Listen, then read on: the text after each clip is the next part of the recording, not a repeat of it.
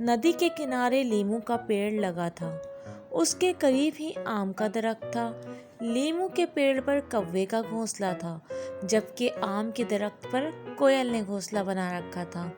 लीमू के पेड़ की शाख पर बैठकर कौवा काएं काएं करता, जबकि आम की डाल पर बैठकर कोयल कूकू कूकू करती।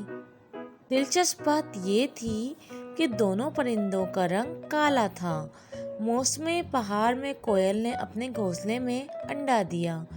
इधर कौवे की मादा ने भी अपने घोंसले में अंडा दिया।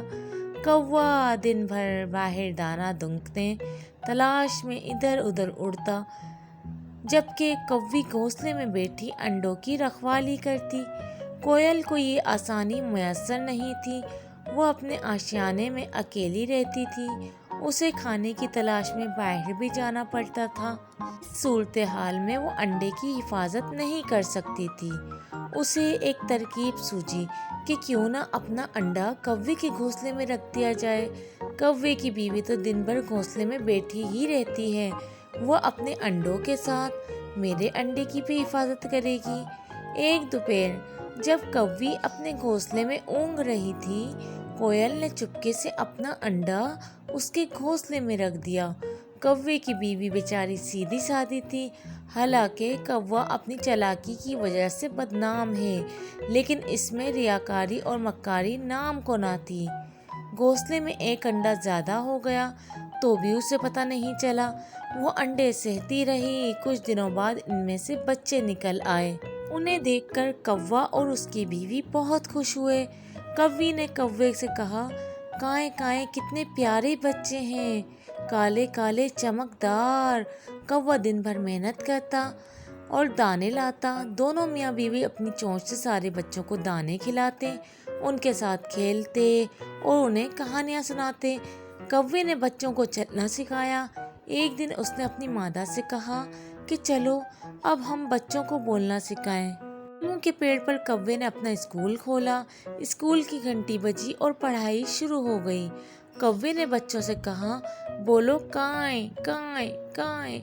सब बच्चों ने उसकी आवाज में आवाज मिलाकर काएं काएं कहा, लेकिन एक बच्चे के मुंह से कू कू कू की आवाज निकली।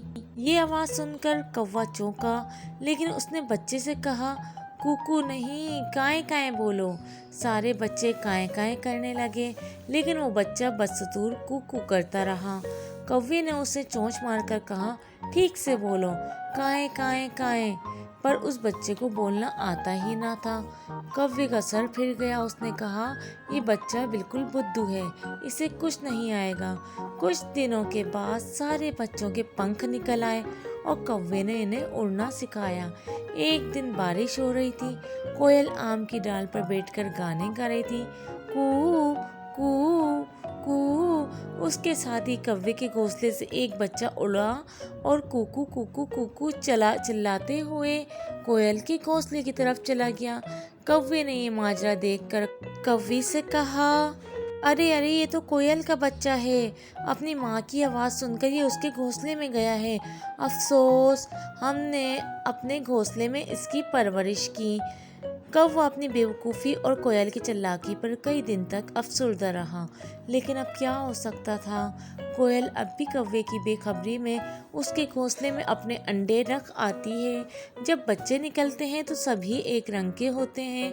बड़े होकर जब वो बोलना सीखते हैं तो काएं काएं के बजाय कुकू करते हैं। तो उस वक्त कौवे को अपनी हिमाकत का एहसास होता है।